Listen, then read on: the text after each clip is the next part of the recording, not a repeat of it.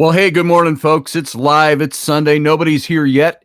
So I just went live without announcement for It's Sunday. And so I'm going to wait a little bit. I'll gab a little bit, and you can all hear this stuff later when you look at it in the archives as we're waiting for people to come on live. And we're going to do a couple of readings this morning with the Tarot, as well as just talk about some upcoming things. And it's live here. It's Sunday. And how about this? Since we're waiting for a few people to gather, I see a couple of you are here now. I will talk about the weather. It's nice. It's Sunday morning. It's the 24th of November. And where it's been cold up here in the Minnesota, Wisconsin areas, you can see I'm wearing a sweater. It's not as cold today. It's already 50 degrees on my front patio. But the sunshine hits that patio and warms it up a little bit. So that's kind of nice. We don't have deep snowbanks. We're being told we might have some blizzards or heavy snow coming this week, like up to even 30 inches of snow. Now, you measure, that's about a meter of snow if you're foreign and you go by the metric system. Over here, that's about almost 3 feet, 2.5 feet. So that's a possibility. And I look at the forecast and all it says is 40% chance of snow on a couple of days later in the week. So I could live without that, frankly. Even though I live up in the Great White North, it'd be nice to not have one. Hey, Jewel, how you doing? Juletica? Good to see you. And so I'm just going to chat with y'all a little bit as we're waiting for TT. Good to see you. Long time. Yeah, you're right. Hey, Leslie. I'm sorry. I didn't get on an hour ago. I was going to come on at 9 o'clock, hour and 17 minutes ago. However, I got into a phone call with somebody for about an hour and 15 minutes. So now I'm here. And so we're going to do a couple of readings. We're going to talk about a couple of things. I want to make a little announcement. Tomorrow's show, Monday. Well, let me back that up. Thank you and sorry at the same time that we had to do Thursday and Friday of last week were repeat shows because I was out of town. But now Monday, I've got some things that are going to be keeping me all day. So tomorrow night's show, while it's brand spanking new material and you aren't going to want to miss it, I already pre-recorded that show for tomorrow because I'm going to be out of commission all day tomorrow. I'll tell you this, many of you know, I had heart surgery a couple of years ago, and I have to go in for a very typical angiogram tomorrow. And it's going to keep me, they said, I got to get a ride. My wife, Rainey's got to go and take me there and take me home. And hopefully, knock on wood, I got a wooden desk here. All it is just typical, and they'll find everything's just fine. It's fairly routine at this point. I asked for them to move it up a couple of months, though. And that's why we're doing it tomorrow, because I get little tinges of pain every now and then in my left side of my chest. And I'm not too worried about it, but I want to make sure I don't need to be concerned about anything. And I'm going to tell you this, because when I had my initial heart attack, I didn't even know I was having a heart attack. And many of you who know me already know this stuff. I just thought I had an old rotator cuff issue. And I thought, why does my shoulder hurt? I must have slept on that wrong. And that went on for about 3 days before we finally decided I should go in and have it looked at. And of course, a day after that, I'm into open heart surgery. So I get those little tinges every now and then. I think, well, I didn't feel it the first time around. Maybe I got something to be concerned about. And this has gone on for months. And so I used to think it's the nerve endings because they took the artery out of here and rerouted it. And so I get nerve damage that's in there, but just playing it safe. So I'm going in tomorrow. And thank you, Leslie. I appreciate that. And hey, Teresa, good to see you. And I have a good friend named Teresa. And so every time I see Teresa, I say Teresa. So thanks a lot. But so I'm going to be off the grid tomorrow. And so the reason I'm bringing that up, I already pre-recorded tomorrow night's show. But here's what I need you to do. Go click in when it comes on in the premiere and pretend it's live. And all the information, you're not going to know the difference. If I didn't tell you, you wouldn't know I wasn't there. So I may still be there. I may come into the chat room because that's going to be on the late end of the day. So I'll probably be in full mental mode by then. So unless they find anything wrong and I end up staying in the hospital for 10 days, who the hell knows anymore? That's what I want to prevent by getting these tests done tomorrow. So we'll see what's going on. They've got to poke a little hole in my leg and run a optics camera and stuff all the way up into my heart and check things out tomorrow. Angiogram. So that'll be a fun day tomorrow. Non-productive day. So at least on the work end of things. So and Rainey will be with me and all of that all day. So that'll be fun for her to sit in the hospital and read something. With all the children. Oh, we can drop the 2 off at school on the way, I think. No, because school doesn't start till 8 and your appointment's at 8:15. 8:15. Oh, that's right. I got to be in St. Paul. It's not local. Yeah, we got to drive into the city tomorrow by 8:15 in the morning. Hello, rush hour. This is why I hate the city. We moved out into the country a long time ago. Small town, Wisconsin, across the border from what would be the outer reaches of the Minneapolis-St. Paul metro area. And I hate going into the city anymore. I hate going in just to run errands. I got to go to a certain art store and pick up supplies. We got to go all the way into the city. And it's like, God damn it. I don't want to go into the city. I hate the city. So I used to like it when I was a kid in advertising, younger. I thought, I want the big condo up on the 37th floor of that tower, right smack in the heart of downtown Minneapolis. And it'd be in the middle of it all. And now I just want to be out in the country. So that's why I'm out here. So anyway, I want to thank everybody who's here. We're starting to get some people coming in, and I appreciate that. Yeah, Leslie, I don't drive into the cities. I don't like it. I'm just happy to stay out in the country. If I can mail order it from the city, which is a 45-minute drive that way, I'll mail order it and wait 3 days. So unless it's really important.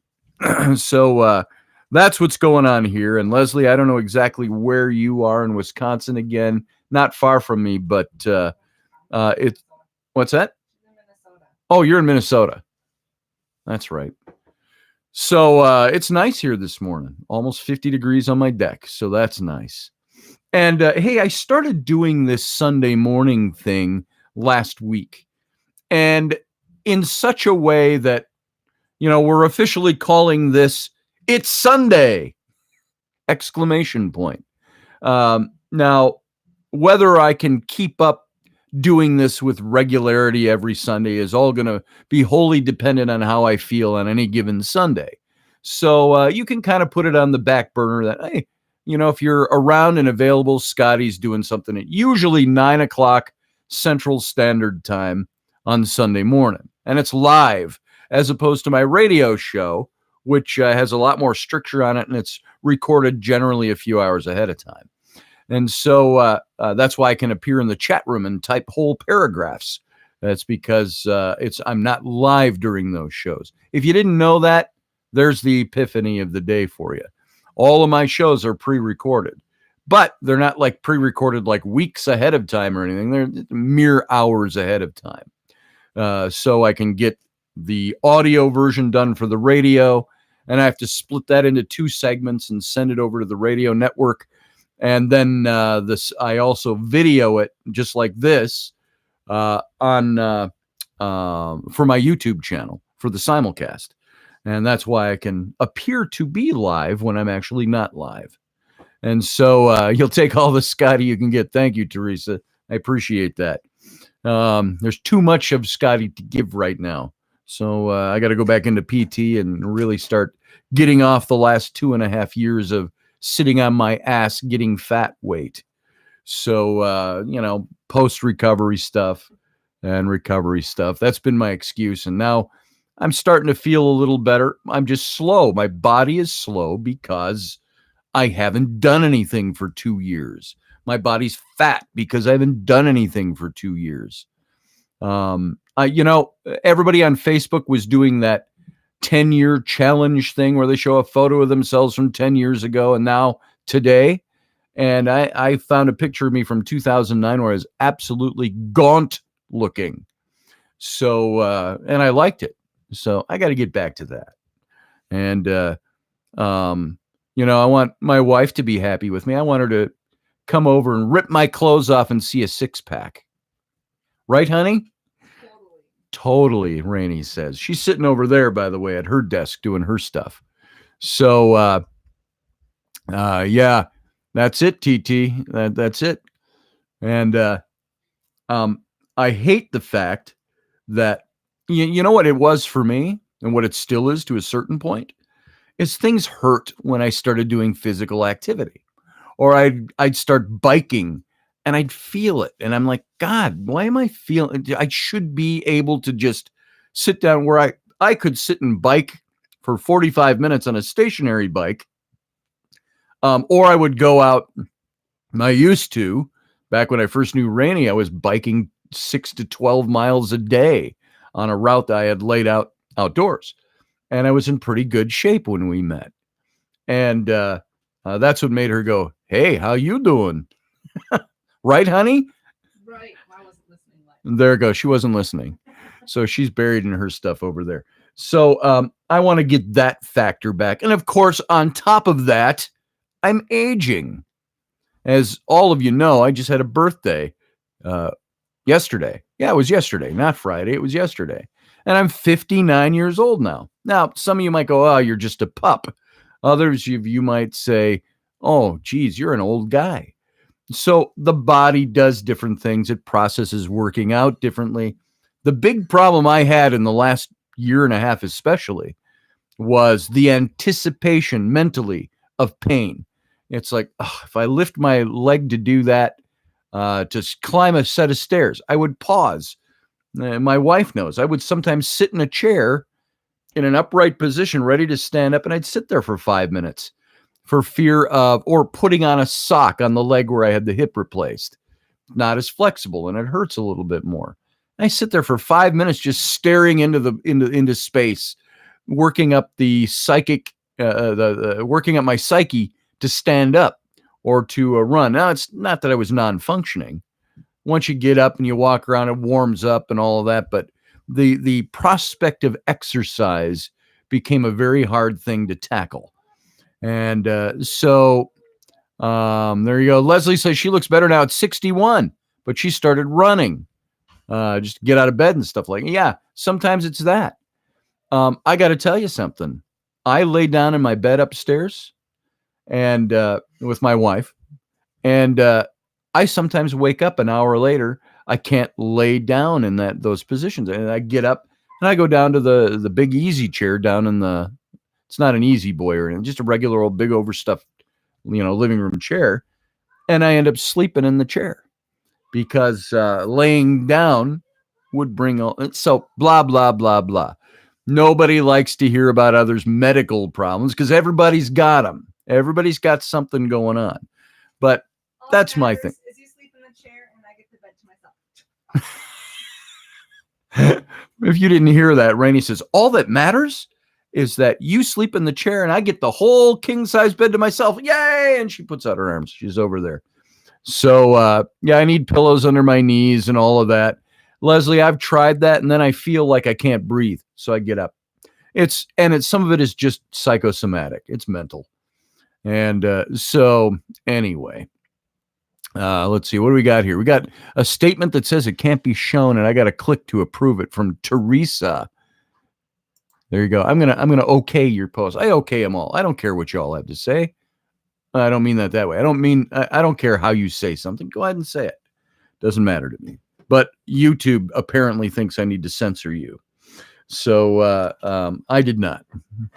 So we're going to do some tarot readings. Tomorrow night, by the way, I'm continuing this series. And by the way, I appreciate the topics many of you send me in private. Hey, try talking about this. What about this thing? What about that thing? Hey, here's a suggested topic. I love that. Right now, I'm kind of stuck in this series. I wanted to do a couple of shows on the whole Christo-paganism. is there a way to link the two, Christianity and paganism? And so, of course, like I've done in the past with other studies revolving around that topic, I wanted to start looking into what are the compatible things, what are the incompatibilities. And of course, it's led to an almost 2 weeks of being kind of stuck in this topic of Christo-paganism, Christianity versus paganism. Going over, right now, we're in the middle of the overview of Christianity because we did the overview of paganism. And it's not because I'm pushing paganism. I just want you to know that. I don't consider myself a pagan. I don't consider myself a Christian, but I'm probably more Christian than pagan because of my roots and my background and my study. And all that stuff is the stuff that comes up when I talk about this, all the things I've researched and studied for years. I haven't thrown out the baby with the bathwater, but I do have a lot of problems with Christianity. I don't have as much problem with paganism when I look at it. And so I'm looking at what was historic paganism. And I'm not talking about erecting a wicker man in your front yard and burning your enemies to death in a wicker man. Not that kind of paganism. That's not what I'm talking about. I'm talking about spiritual belief. What can you incorporate? And I have to keep asking, what is that big question that needs answering?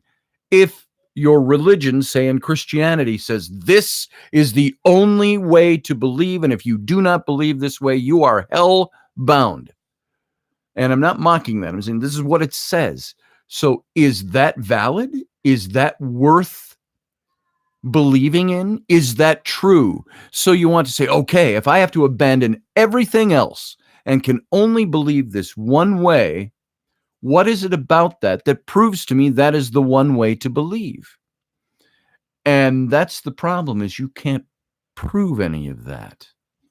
And so aside from personal vision or personal anecdotal experience, or I've had an answer to prayer and God did this for me or that for me and it proves my faith, what is there outside of that other than saying, by faith alone, I accept this story to be true.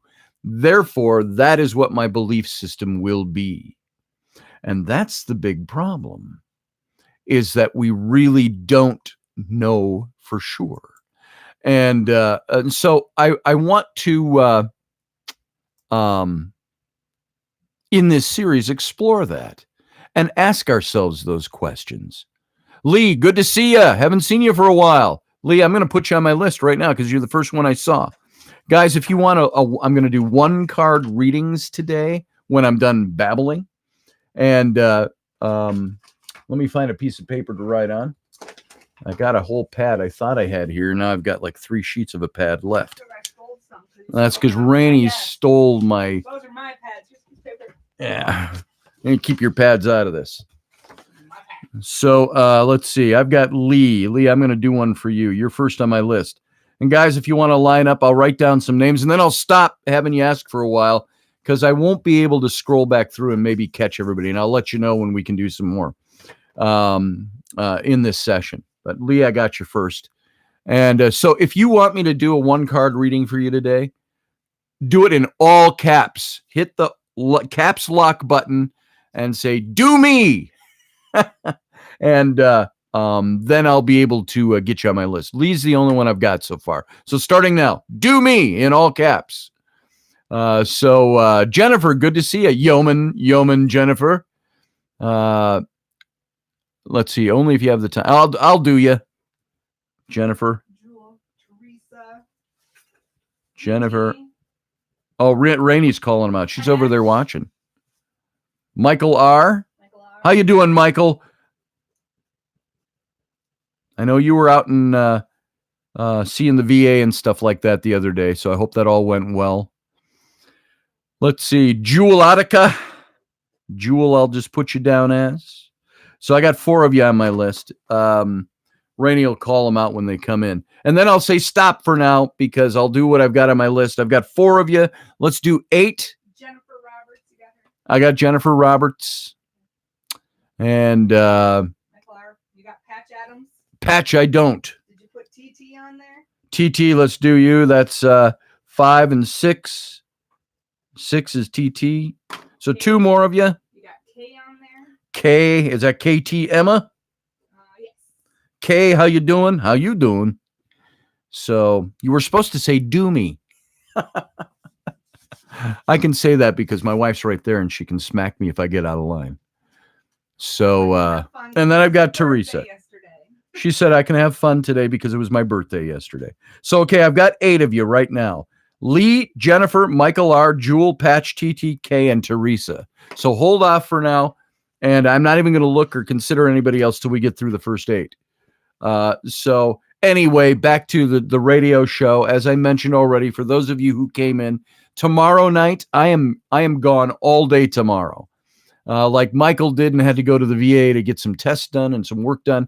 I've got to go into the city to the big city hospital and get I have to have an angiogram done, which I asked them to up it a little bit, so because I had some questions. I just want to make sure things are working right.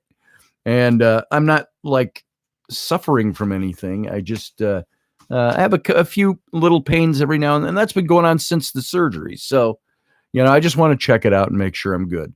As I start working out and I feel it, and I'm like I was started to say when I met Rainey, I was biking 6 to 12 miles a day. I would do 45 minutes on a stationary bike. But now in this recovery stage, like right now, just the other day, I got on that stationary bike again, which I've got packed behind the sofa and stuff. So I got to pull it out a little bit. And I get on there and I'm like, I'm feeling great. And I start doing the biking thing. And I'm 3 minutes in and I'm like, I don't feel good. I'm not doing that right now. And so I just want to find out that it's not me just being so woefully, miserably out of shape from the last 2.5 years of recovering. And that there's not something more serious going on. So that's all I'm doing tomorrow. So I'm gone tomorrow. So I pre-recorded tomorrow night's show.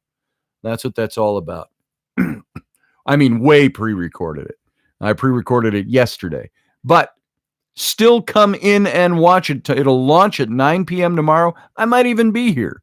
But watch it anyway because the information is new. It's bold. It's exciting.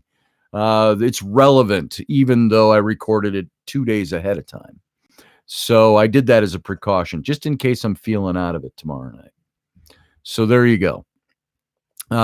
Kay, it's nice to see you. Thank you, Kay, for that. And everybody, if you're coming in and I'm missing you, Jeannie, good to see you. Patch, good to see you. TT, I said hey to. Every time I say hey to people, hey, I think of that book To Kill a Mockingbird. And they had, if you read the book and the characters, Scout, the young girl, and her brother and their friend Dill, they would walk down the street and they'd always have to walk by old Mrs. Dubois' house, Mrs. Dubois, who would sit in a wheelchair or a rocker or something on her front porch. And she was like the bitter, nasty old lady in the neighborhood. And nobody wanted to talk to her. And they all rushed by her house. Well, one day Scout gets really bold and Mrs. Dubois is out on the porch. And she yells, "Hey, Mrs. Dubois." And Mrs. Dubois answers something like, "Don't you say hey to me, you ugly little girl." So don't respond to me that way unless you really want to. Don't you say hey to me, you ugly old man. So love To Kill a Mockingbird. Yeah, Leslie, I love that book. And that's why I made the book recommendations I did with Lauren Wolk, her Wolf Hollow and Beyond the Bright Sea. I talked about those and read a little bit for a few minutes from one of those to give you a taste of it the other day. So if you want to read something that's, I feel, more contemporary, modern to us, Lauren Wolk, Wolk, read her books, Wolf Hollow and Beyond the Bright Sea. Good stuff. If you like To Kill a Mockingbird, you're going to love those. And thank you, Brenda, for the happy birthday. Happy birthday, you and me. I'm not so refined. 69, says Jewel. Well, I'm a not so refined 59. So I am now officially 1 year from 60. So it's coming quick. And it gets quicker as you go. I'll bet you, Jewel, you're at 69. I'll bet you 59 seems like last week. It's like, oh my God, where'd the 10 years go? And so I'm kind of the same way. It's like Rainey, we've been married for 12 years, together for 14. I'm like, seems like forever. I could not imagine myself without Rainey. And she's in the room, so I can say that. But, you get to a point where relationship-wise, I love my wife now more than I did when I met her. When I met her, it was lust. It was, what's that? I said, dumb. Dumb, she says. Well, when I met my wife, it was lust. It was, how fast can I get that fantastic body in bed? That's the way guys think. And that's the way it was. But of course, it was, I want more of that. I don't want it just now. I want more. But I spent the first year pushing my wife away. You want more butt? I want more butt, she said. See, selective hearing over there. Write out my Cub Scout messages. Oh, she's trying to write Cub Scout messages because she's a troop leader in Cub Scouts. And she's also trying to answer my sexual questions or statements. But, it's funny how that's how it starts. It's the eye stuff. It's the visual. It's the things that attract you to somebody. I can rarely say that I was attracted to somebody just because I liked the way they laughed. The first thing I noticed about my wife were the eyes, gorgeous eyes. If you've not seen pictures of my wife, beautiful, icy blue eyes. And then the hair. She had this gorgeous, dark mane of hair. And still does. A couple of streaks of gray, but not much.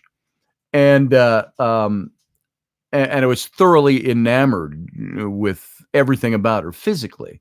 But then that turns into something else. And now I can honestly say, not to be cliche, I love my wife now more than I ever did.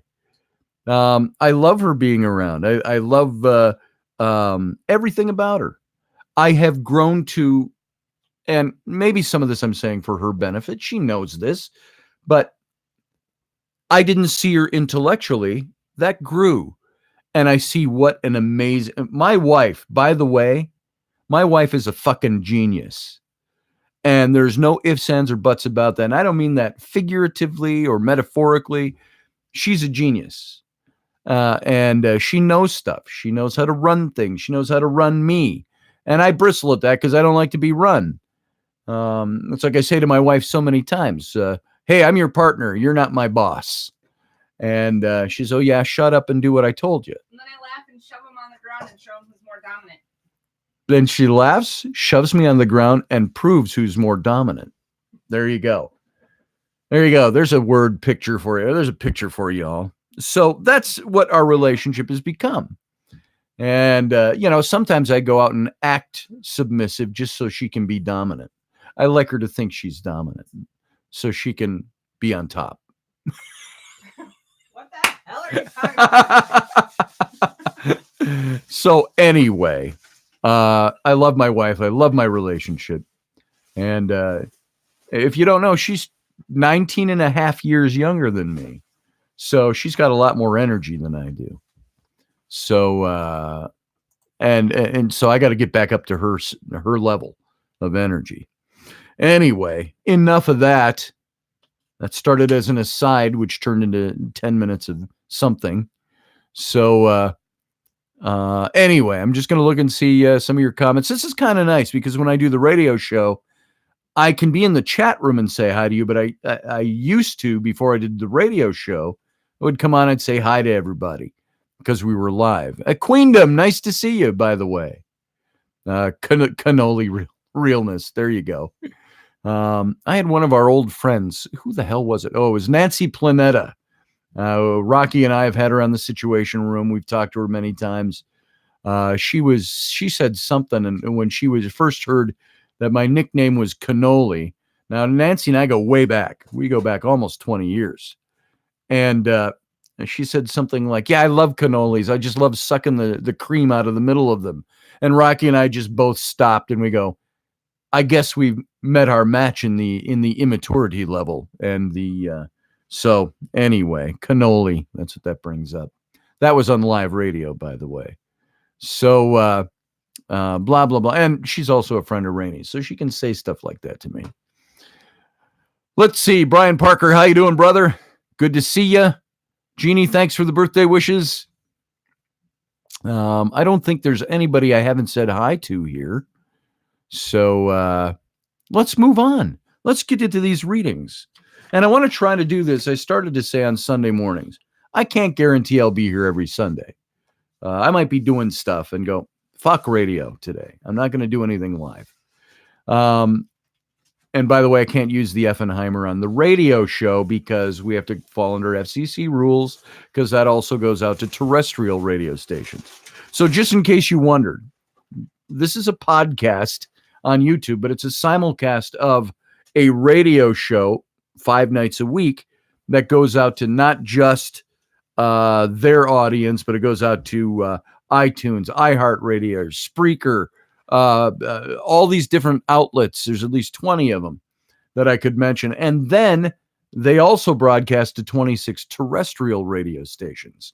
Now, I'm not on every one of those, but because it goes out to terrestrial radio, there's certain words you can't say, certain things you can't do. So if you wonder too about the shortness, it seems some nights of the show, it's because when I record that show for radio, it's got to fit into their format where they can plunk their station identifications in, their ad blocks, and so on. So I have to record for 20. Let's see, my first segment is 25 minutes, and I record about 23 and a half minutes. So there's room for the intro and room for the exit music, which goes into bumps from the radio station. So 25 minutes in the first half and 28.5 minutes for the second half. And it's the same thing. You got to plug in the intro and plug in the exit. And I do that in 2 segments and load it up to the radio station. So that's why things are a little different on the Monday through Friday show. So there you go. This is live this morning. It's now 10:48.10 in the morning, Central Standard Time on the 24th of November. So here we go. Let's do some readings. Now, as I have said about the way I do readings, let me back that up. I am kind of a nuts and bolts reader. I read what it says. I don't like to know what's going on in somebody's life, because that can sometimes make my own mind subconsciously pick up on whatever that topic is and try to give a message that focuses on that particular topic. I don't like doing that. I would rather have it be organic, or spiritually organic, if you will. And so I'm shuffling now because I believe that now I'm going to be reading Lee first. So this will be shuffling up for Lee, if you're ready. It reorganizes the cards. And I believe if Spirit, the universe, God, whatever's out there holding all the elements of the universe together, created all the universal elements that exist down to the subatomic and subatomic levels, that if that power can hold it all together, create it and hold it together, it can certainly arrange cards in a shuffle to deliver a message that it wants a person to know. That's my philosophy about it. And if I get a feel, an intuitive feel, I've never claimed to be psychic, but I do get some of those shots that come in at me sometimes. I'll express that. But for now, I like to use the cards. All right. I've shuffled for you, Lee. If you were here, I'd have you cut this deck. So I'm going to cut it for you right now. And let's go. Here you go, Lee. Your reading. Card for Lee. I got the Queen of Cups. Now, if you see this Queen of Cups here, that is now this is the deck that I like to use, is a deck that I've used for quite a number of years now, for at least 10 years. And it's a deck that was given to me by Kat Black out of New Zealand, who designed this deck.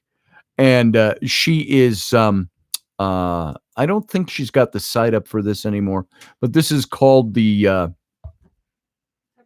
Touchstone. I keep wanting to say Troubadour. One's the golden and one. Yeah, I'm not using the golden. I'm using the touchstone tarot. So if you take a look at this now, it shows the Queen of Cups. Now, Cups, Lee, is that, and everybody, Cups is the suit of your passions, your romances, your relationships, and things like that. The suit of Wands deals with your emotional makeup. This deals with your passions, which is a different application of emotion. And many times it deals with your relationships, your loves, and things like that. The woman on the card, when you get the royal face cards, the kings and the queens, they generally stand for somebody specific in your sphere of influence. It's a specific woman that you know is represented by this card. Or it could be this queen's attributes are who you are on the inside. Doesn't matter if you're male or female. It's the attributes of this particular queen that are coming out in you. And this is a card that I have always seen this card to mean and understood it to mean that this is like, let's put it in vernacular. This is like the soccer mom. This is the mom, the woman who does everything for everybody. She's got all the events planned out. She plans it, schedules it, carries it through. She runs the kids everywhere, manages the husband's business, does all these things. And she's the giving person. And I'm not talking about giving in the sense of just being busy, but somebody who this is what epitomizes the kind of person they are. They give and give and give. And I've always said about this card, she is the one who bakes the pie for everybody, distributes the pie, a slice to everybody. But then when she goes to have a piece of pie, realizes she didn't leave a piece for herself. So she can be giving to a fault in the sense that she gives so much that she doesn't have much left for herself. And this is something that says, this card tells me about you, Lee, that you've achieved a certain self-awareness. You balance all these aspects of your personality. And the success that you are striving for isn't quite here yet. You don't have that piece of pie for yourself yet. But it's going to arrive if you continue to deepen your inner knowledge about things. And in the very present, it means that there are possibilities that are going on in your life that are going to be revealed by the influences of either a powerful woman in your sphere of influence, who you know, or who you will. And if it's in the very present, you already know this person. They're going to have a big influence. She might challenge you or inspire you, but she's going to lead you to this valuable insight about what you're doing, where you're going, the things you want to achieve. At the same time, it could be personal attributes about yourself. It could be your exhibiting the inner traits and qualities of who this queen is in this card. So the idea of this card is that it's okay in the near future here to seek good advice from your loved ones, to look at the feminine wisdom that's around you, chick wisdom that's all around you, that affects who you are, that influences your decisions. And the journey that you're on, the goals you're trying to reach are going to be determined by your emotional considerations, regardless of this professional success or the professional things that you're striving for. So this is all one that says you're a queen. It's the queen. She's at the top of the strata, save only for being the king in that sort of monarchical structure. So she's attained things. She's reached it. The goals are there. But you've got to watch out for perhaps your propensity to not take a look at all the little stuff that benefits you the best while you're on this road to success. So it's possible that somebody, a female in your sphere of existence, is right. And I try to stay away from messages that are like, oh, there's a great thing happening to you, or there's going to be a person come into your life that will affect.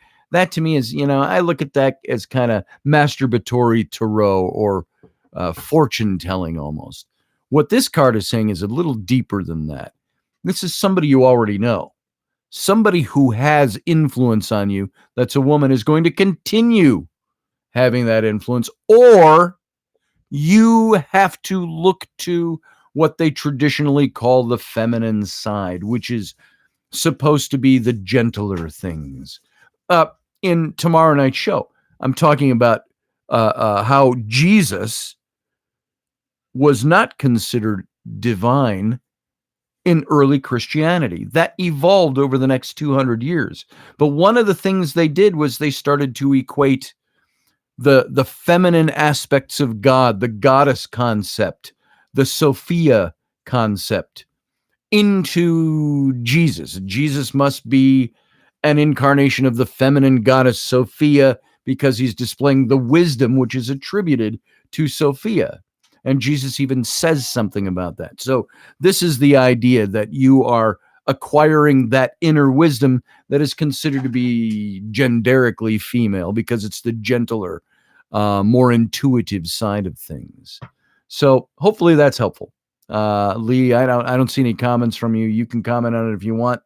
Right now you got good stuff going for you. This is a card warning you to make sure you leave a slice of the pie for yourself as you're moving on and attempting to succeed in something. So stop just looking at the masculine side of conquering. I must conquer this thing. I must reach this goal, without stopping to realize and slow it down with that what's considered to be the more feminine, intuitive side of things, and making sure you take care of yourself in the process.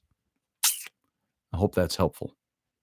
There you go. Oh, I see you said here that you don't have a woman in your life right now. You wish. Well, maybe that woman's going to show up.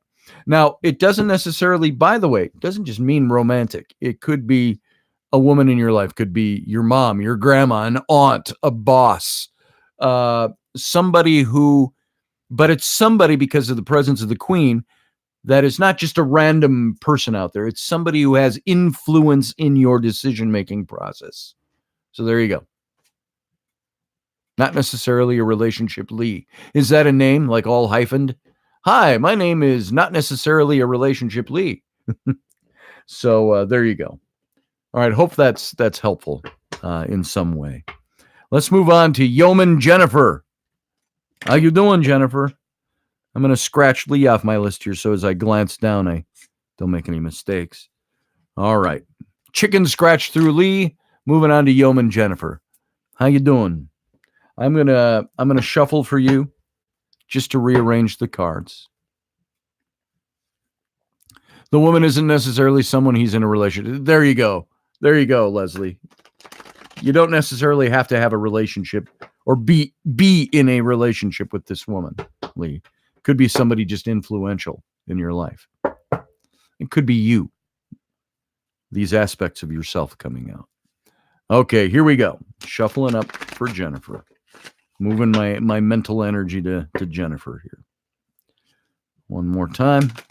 Now, Jennifer, if you were here, I'd have you put your hand to the cards and cut them. I'm going to cut on your behalf. And let's restack them. All right, Jennifer, here is your card. Boom. We have Judgment. Now, this is a card out of the Major Arcana. Now, the Major Arcana, unlike the all the cards of the different suits, is these higher meanings, if you will, in Tarot. Because you've got your four suits, and if you know anything about the Tarot, you know you got your cups, your wands, or your swords, and your coins that all represent different aspects of life. Now, the Judgment card is coming out of the Major Arcana, which is more these esoteric messages. And if you see here, it's got a woman standing prayerfully, and she's standing like next to a sarcophagus or a coffin, which in some decks it shows. One deck I saw, I think it's the Golden Tarot, it has the risen Christ coming out of it. It's not meant to be a religious card. It's meant to speak to resurrecting something. And I used to call the Judgment card the resurrecting card. This is the card where judgment has been given on something. And the judgment, Jennifer, all by itself is neutral in that It's not good or bad necessarily. It's judgment rendered. And it's something that resurrects something in your life. Your past is full of all these things that you've done, works that you've done, but the process of liberating yourself from those experiences is ongoing. You're beginning a new chapter, is this whole judgment card.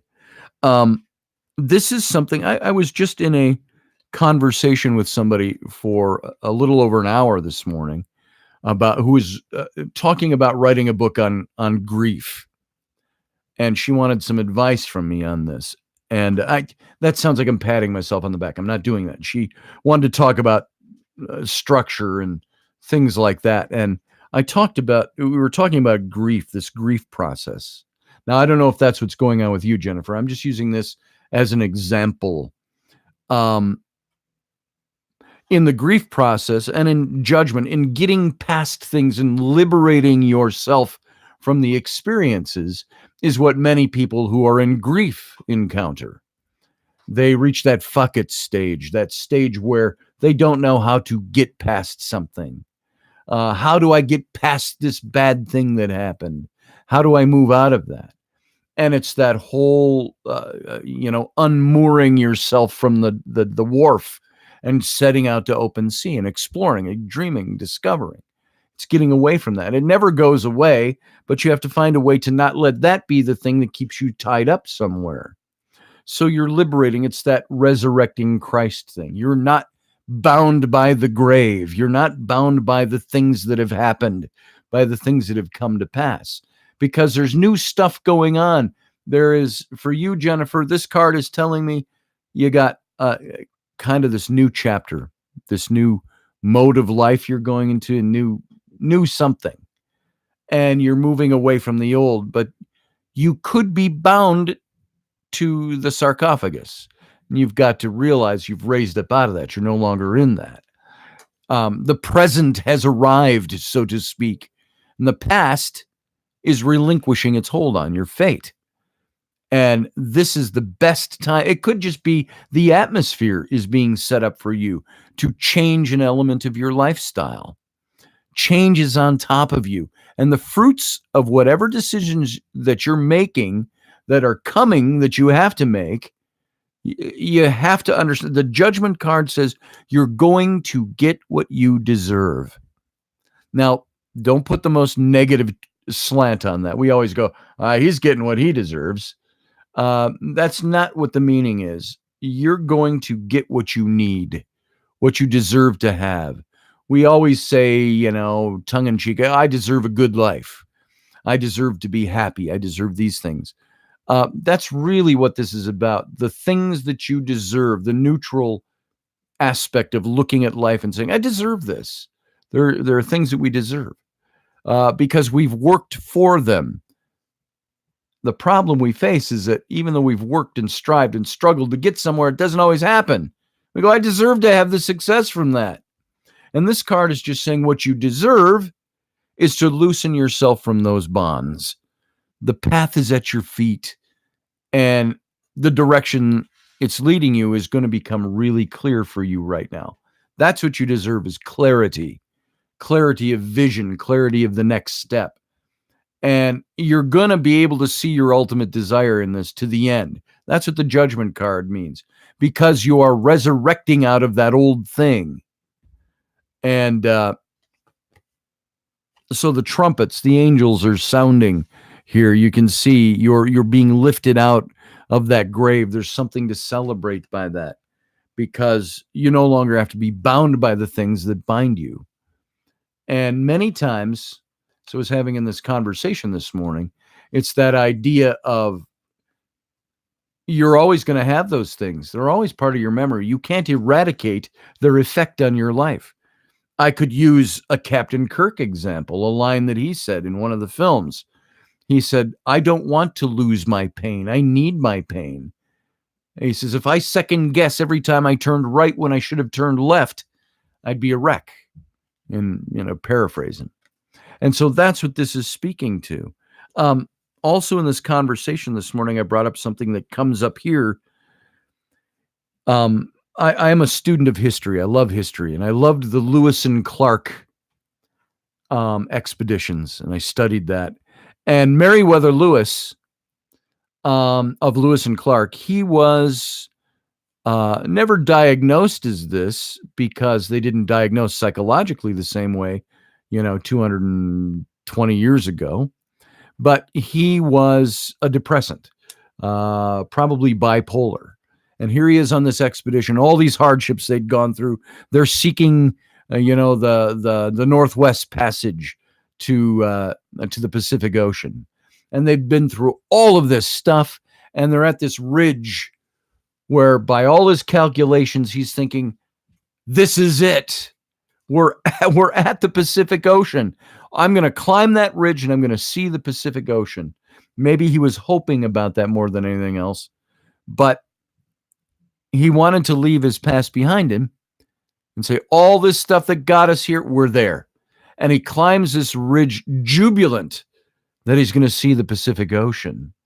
And all the men that were watching him as he's climbing this ridge, they see him stand there for a moment, then he sinks down into the grass and sits. And he's in despair. And what he sees in front of him is not the Pacific Ocean, but he clears that ridge, and all he sees, as far as his eyes can see, are the snow-capped peaks of the Bitterroot Mountains. No ocean anywhere in sight. And all that it hits him is, I still have another mountain range to go through. How far does that go? And so this was his Bitterroot moment. So in this judgment card, this resurrection card, it's the idea of how do you move yourself past the old stuff and accept that there's something new. It's because you can rely on the fact that there's more out there that you're striving for. And the judgment card says you're going to get a good judgment on you to move ahead. So there you go. I hope that was helpful and in any way accurate to what's going on in your life. So cutting of cords, I see you just said here. Yeah, that's cutting those ties to the past, moving forward. No matter, even if it's difficult ahead, you still have to forge ahead. And when you don't forge ahead, you stay stagnant. You stay moored at the dock. You don't cast off the bow lines and set the sails to the trade winds. So there you go. Hope that's helpful. Hey, Electra, good to see you. Bunch of other people have come in while I was reading. Glad to have you here. Barry, good to see you. We're doing some readings this morning, folks. And I've already got 8 people down. We're only down through 2. If we have some time after, I'll take some more names. So stick around. We'll do a few more after these. Let's see. Michael R. But don't tell me now because I won't see it. Just put it. I'll call for it. And when I call for it, then tell me you want to get on the list here. And we might do a few more after these. So Michael R., you're next. Let's shuffle up for you here. Let's rearrange these cards for Michael R. And I know you've had some difficulties going on. I know a little bit more about your personal experience. I try to, when I know about somebody and what's going on, I like to look beyond that and try to ignore that. I'm just going to read what comes up and we'll see what you got going here. Okay, one more time for Michael. It's a habit I have. I shuffle and then I bang the deck on the table. So there you go. We're shuffled up. Michael, if you were here, I'd have you cut the deck. I'm going to cut that for you and restack this on your behalf. Here we go. Michael, here's your card. Front and center. I got the strength card. This is a very, very easy card to read because it means basically what you see it meaning right here on the card. If you see there's a woman, she represents kind of this divine feminine. She's got the infinity sign over her head, and she is one that is subduing the lion. It's strength. And the basic meaning of this, it's an overly simplistic card. It means that right now in your circumstances, it's one of two things. You are exhibiting strength or you need to exhibit the strength that you know is already there. In the past aspect of this card, of this meaning, it's your strength is a balanced thing that you already possess. It's physical endurance, mental strength. And this and I know enough about you to know how this can apply. This inner strength might lead you to explore other potentials for your abilities. But it's saying you already possess the strength. This is who you are. It's from the major arcana. It's like God snapping fingers in your face and saying, hey, Michael, listen to this. This is where you are. Don't turn down offers of any kind that are going to change your future. Well, of any kind. If somebody says something stupid to you, you're not going to do it. You've got the strength is the idea, the intellectual strength, the physical strength to be discerning. You have discernment about you. This is a card that's reading who you are right now at this moment. Your strength, you know things. Sometimes the physical things are the things that get us down, pull us off track, get us not thinking the right way. Sometimes physical ailments. I know you've got some things going on, just like I do. They're the things that they pull you off course mentally. And there's a realism you have to apply about them, but there's also a strength that you have that you can apply to this thing. This is a card that says, have faith in your own convictions. Be strong. Be strong enough to trust where you're going to land. Because you know things. And like what we used to say to my kids a long time ago, I'd say, act like you know something. And so this is a card that says, act like you know something. You know things about yourself. You know you're strong. And in the near future of this card, it's like there's a strong, energetic release in your future, which is going to lead you into these major life changes. And by understanding your true value, your true convictions, your true strength, you're going to make the most of a wonderful chance to improve your life. And this is an appropriate card for you right now, too, I think. You are strength. You epitomize strength. Strength is what is at the core of where you're going, if you rely on it. Sometimes we're like Meriwether Lewis on top of that ridge. We know what's way out there ahead, but we're discouraged by what's right in front of us. We have the Bitterroot Mountains laying in front of us. The idea is to appropriate the strength you have to know that your goal is out there. You're still moving toward it. You have to get that mindset. You know, you set the cut of your jib, so to speak, and you move ahead. In the book of James, I once looked up randomly when I was going through things that were like despair, and I look at it and it said, remember when you face various trials and tribulations and hardships and things like that, that this is when your spiritual life, your faith life is forced out into the open and shows its true colors. So this is the opportunity for you to express your strength.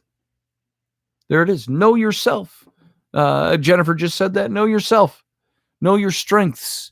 Understand all the strength you've always had and apply that to your situations. Because this says you're already there. You already have that. We just sometimes forget and we have to remind ourselves. So you're in a strong position, Michael. And I think with the stuff you've got coming ahead, you're in a strength position. There's going to be opportunities that come. There's going to be offers that come. There's going to be things that make you diminish your weaknesses and capitalize on your strengths. So there you go. Hope that's helpful. Michael R. Jewelatica. Jewel, you are up next. Let's shuffle up a bit for Jewel here. And there you go. Well, there you go. That's sometimes good, Michael. And thanks for everybody encouraging Michael. Don't encourage Michael to do anything he doesn't have. Encourage him to rely on what he's got. That's what I'm doing. That's what that card's doing. It's encouraging you to rely on what's already there. All right, Jewel. Moving on to Jewel. Shuffling up for you. Jewel, if you're there, it's your time. And I like to shuffle between the decks. I tried not doing it, and I thought, I just want to get the energy rearranged every time.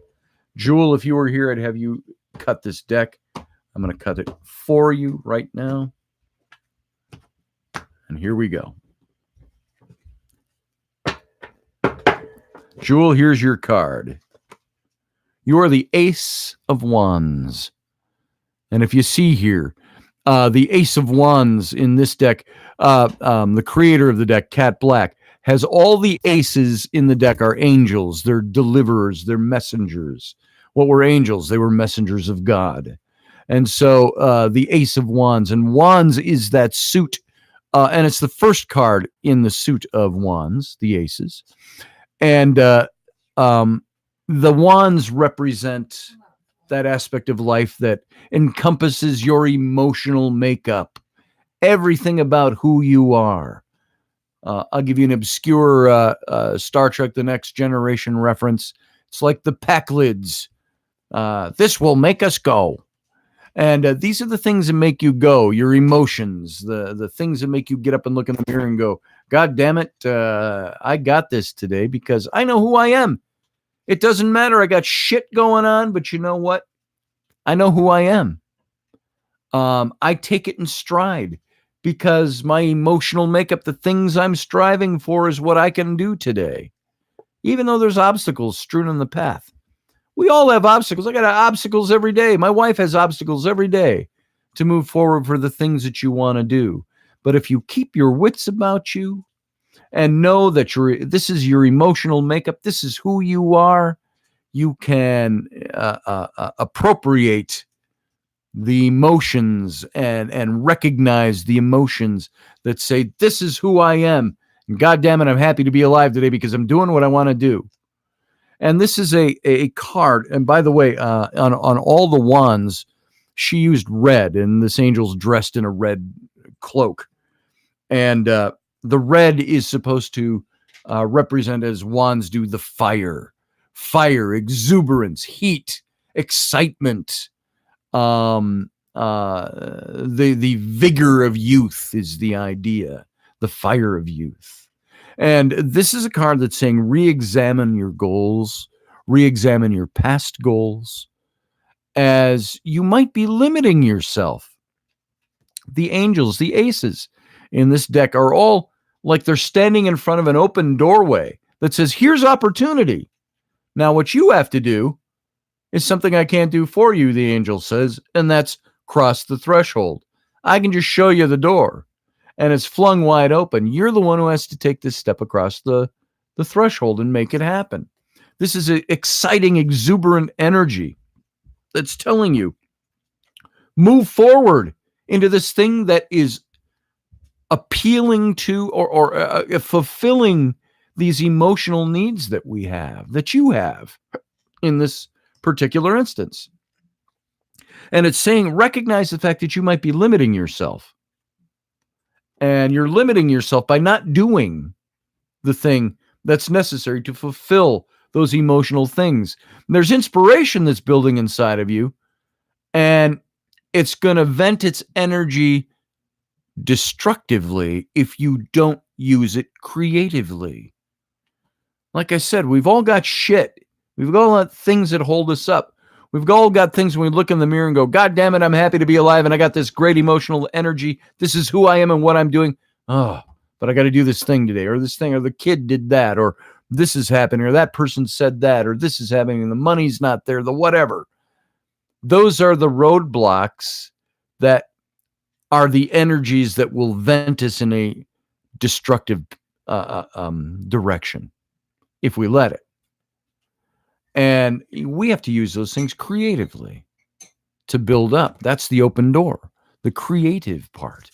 And Wands is all about creativity as well, using that creative energy to get where you want to be. So there's the idea with this card, it's like there's a new beginning at hand. There's an open door. It's right there. It's standing before you. It's at hand. And it might take its form in a new phase of life, new business, new enterprise, perhaps entrepreneurial, perhaps just things that benefit your material well-being. It might be none of those things, but it might be something that has to do with the things you put your emotional energy into. A new project, a new source of inspiration. That's in the very present. The door is open. And to succeed, you've got to think clearly. You've got to plan ahead. I've always said that we all have this God-shaped vacuum in our hearts that only God can fill. You can put universe, spirit, spiritual things, emotional drives. That void is there, and the right thing has to fill it. And so this void in your life exists. You've got it. It's there for you right now, Jewel. And you're waiting for that to be filled and fulfilled. And it's your duty to fill it with the right things.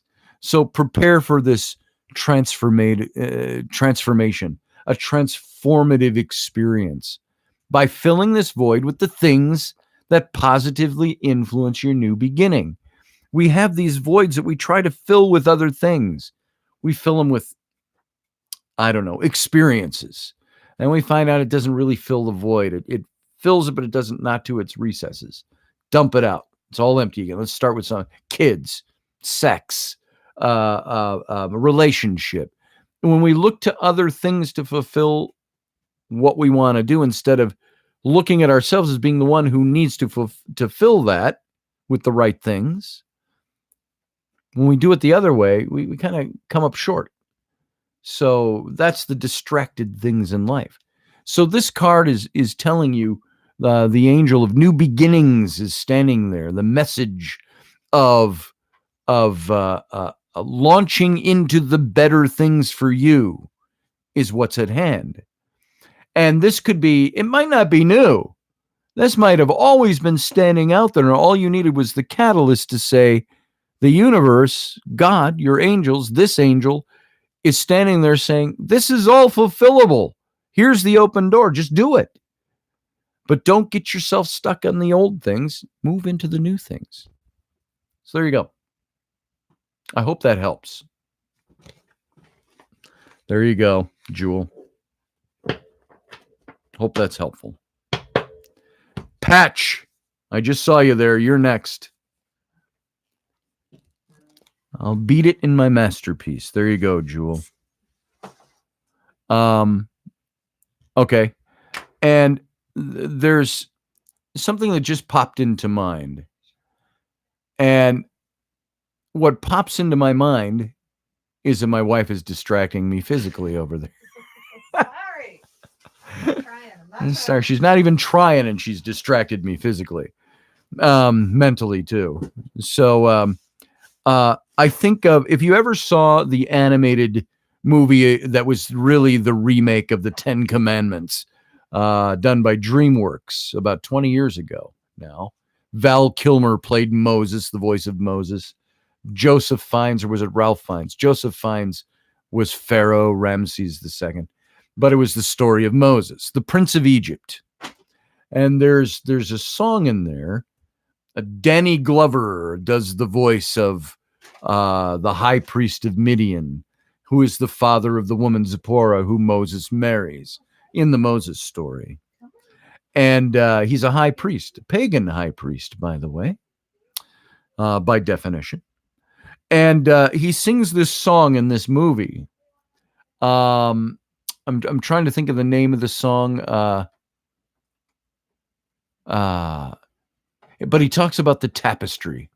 He says, life is filled with all these, in this song, filled with all these single threads. That when we look at the single threads, we can see good things, we can see bad things. But it's the way all these single threads are strung together to create this beautiful tapestry. Oh, it's called, I think it's Heaven's Eyes is the name of the song, I believe. It says, you must look at your life, he sings. Look at your life through heaven's eyes. That, I think, is the key, Jewel, to where you are, to where I am, to where we all are. It's to take account of all these things that happen to us and say the open door is there, but we have to look at our life through heaven's eyes or through the eyes of the divine. And that's how we take control of what we're doing, by looking at how it all works together. So there you go. All right, Patch, I'm on to you. Let's shuffle up for you. Patch.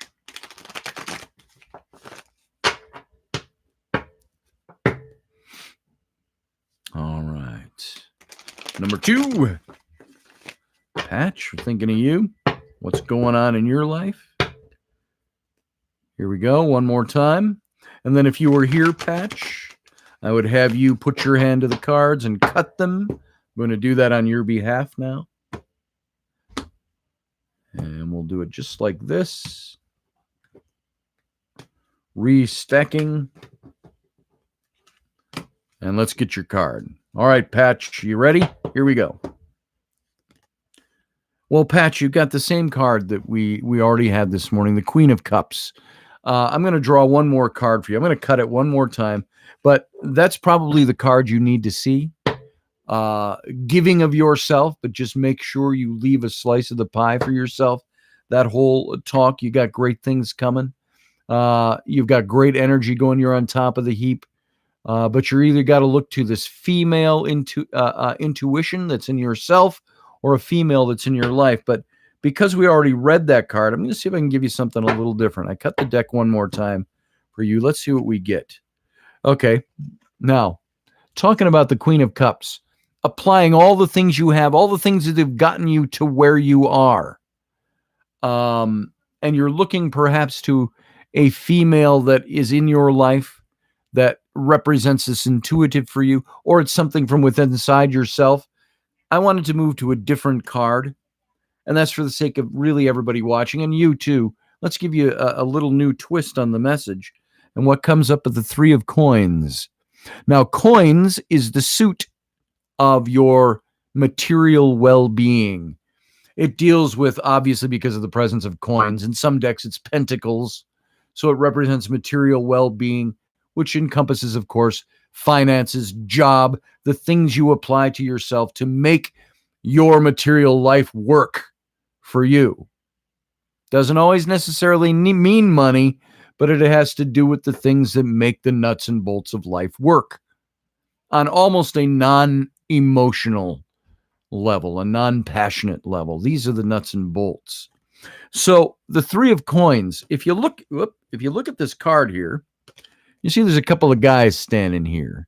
And the idea with this whole card is that you are developing something and being recognized for it. And it might even be deeper than that. Let me tell you. This is about, I used to say of this card, it's almost like being recognized for the fact that you've spent your energies mastering something. Mastering your abilities. That has been the smartest investment you've made in yourself. Like the Queen, you have applied everything you do to making this thing work good. Sometimes it's for others. Sometimes it's for pushing yourself forward. It's your smart investment. And your confidence has really grown because of it. And if you continue to nurture this, it's bringing the success to this thing, or further success to the thing that you've been spending your time mastering. It's like here in the card, it shows the young guy who's working on his stuff, and he's bringing it to the old guy. The old guy is figurative. It's metaphoric of the more established recognizing what you've been doing. And there's like a reward for it. It's moving it forward. And the object of your present focus is due for expansion. It's due for elaboration. You may have sat on this idea, developed this idea. Now, let me say, it could be entrepreneurial. It could be within your work structure. It could be projects you're working on. It could be something you've been thinking about getting. It could be writing a book. I'm thinking about writing a book, and I think I'm finally at the place where I want to do it. Something of that kind of nature. It's time. It's overdue for elaboration and expansion. And your peers might be a really useful tool to help you complete your goals. Now, if I were to apply this, if I saw this card along with the Queen of Cups, which in fact we just did, I would say this might mean that there's going to be a very influential woman in your sphere of influence who you either know already or something that's coming into your sphere of influence that's going to influence this stuff for you, going to be the catalyst for helping move that ahead. And your inner satisfaction on it demands an overt pursuing of excellence and mastery of your craft. It's you putting in, let's see, you're saying here, if mastering would be so fitting, but I know what you mean. Mastering, getting on top of a master of your craft. I draw pictures for a living, and I have worked at mastering that. But I still do things when I'm looking at art that's sitting here on my board over here. When I do things, or sometimes I'm so woefully dissatisfied with that because I haven't mastered a certain aspect. You think after drawing and inking pictures for 40 years, I'd fucking know how to make something work. But there's times when I do it, I go, I wish I hadn't inked that with that pen. I wish I'd used the other pen, which I learned 20 years ago works better, but I use this one anyway. So you've mastered, you're in the process of mastering, constantly improving, constantly making the things you know how to do work better. Self-mastery, says Electra. Exactly.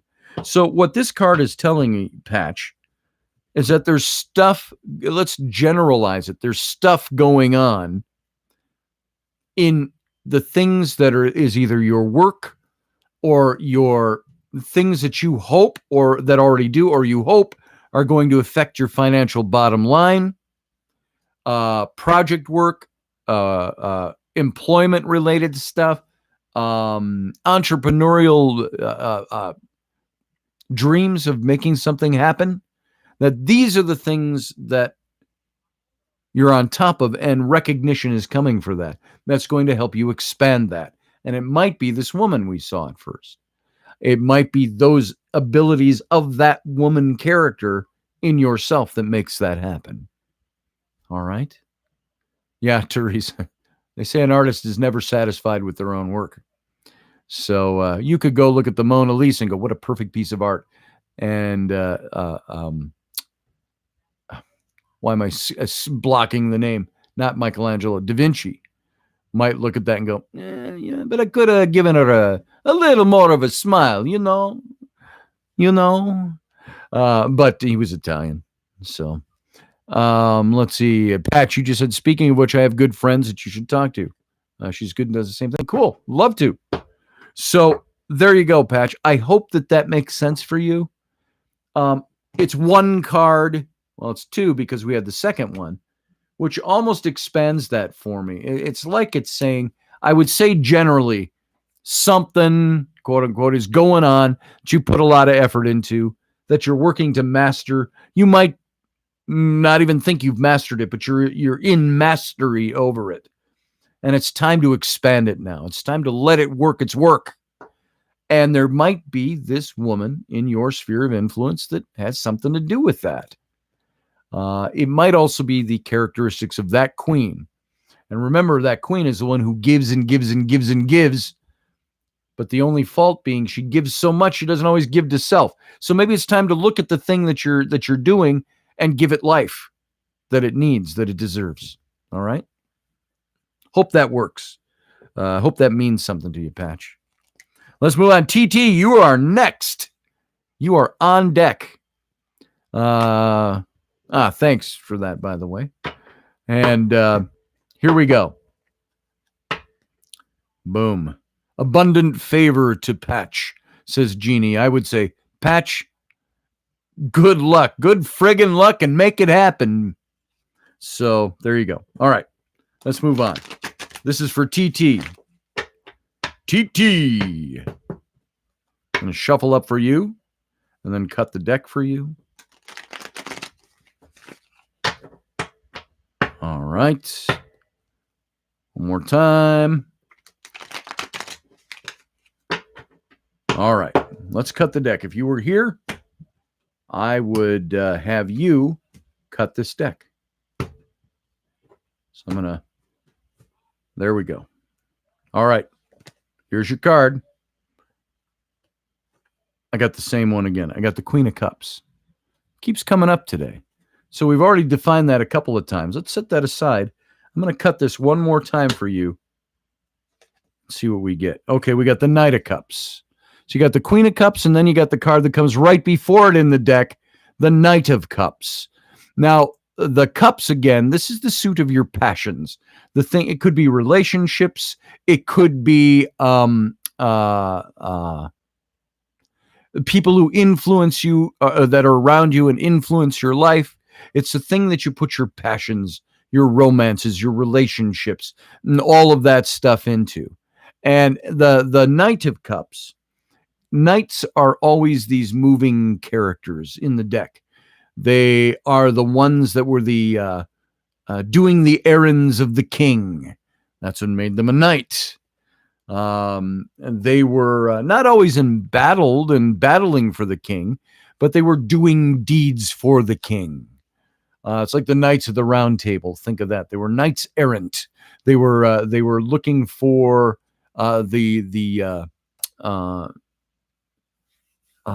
fulfilling the deeds that the king has asked him to do.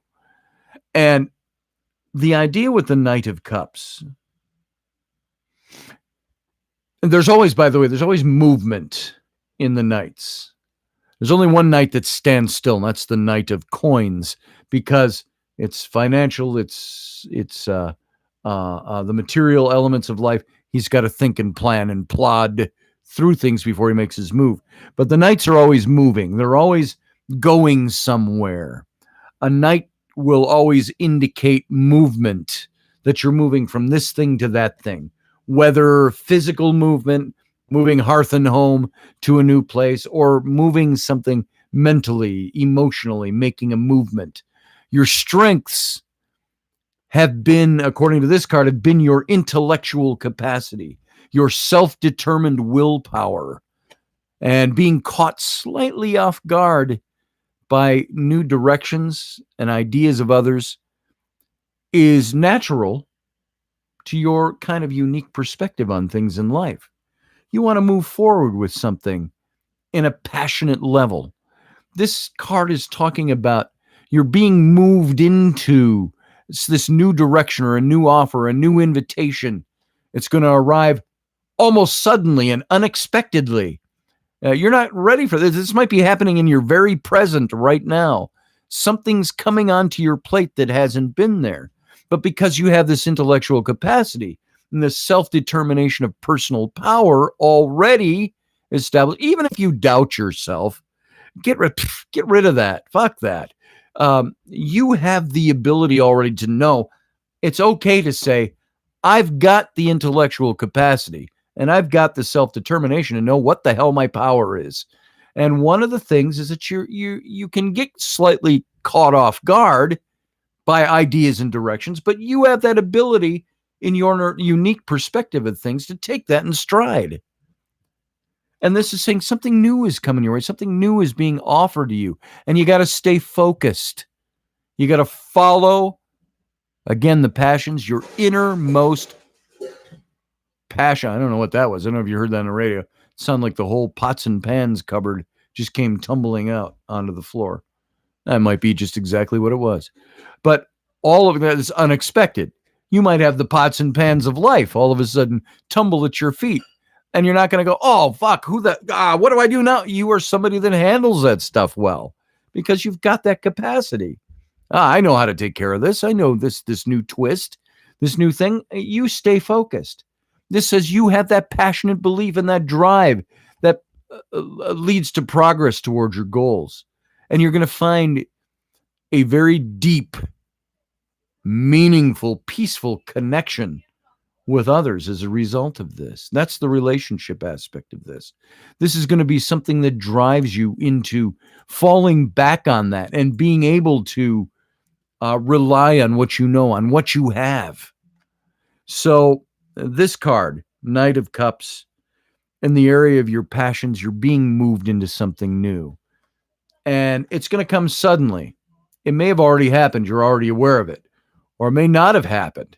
It's coming on. So something new, apply what you know and go, You can almost swagger through this one, is the idea. Without being cocky, you can swagger and go, okay, it's new. I knew something new was going to come, and I've got the ability to deal with this. It doesn't mean you have to deal with something because it's a negative. It means you might have to deal with something that's brand new. How would you love to have all these things going for you, and all of a sudden something new good that's going for you comes along the way, and it surprises you. Go, oh, wow, I can add that good thing. I can now apply that to the other good things happening. You don't have to be in the pit of despair for something good to come along. You could be on a mountain peak already. So the idea, something new and surprising is coming. You have that ability, and you need to fall back on that ability to make it work the best way for you. There you go. I hope that's meaningful for you, brother. I hope that was good for you. That's all I got on that one. Let's move on. We're at KT Emma. I know you're still sitting out there somewhere, so you're next.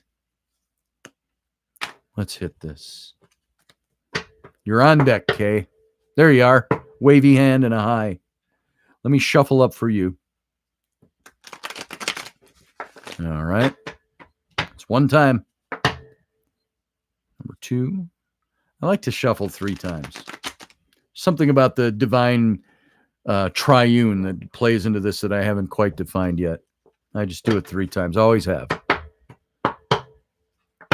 All right. I've been reading cards since about 1985, 86. So, and I've always done it this way. I did it because I was once told that's the way to do it. And it's just been a habit of my life. So I've got a card that just fell off the bottom. Okay. I like to be, if there's a card that falls, I figure there's a purpose for it. I don't believe it's coincidence. So I'm going to grab that card and flip it. I don't know if it's the way I'm shuffling today, but it's the Queen of Cups.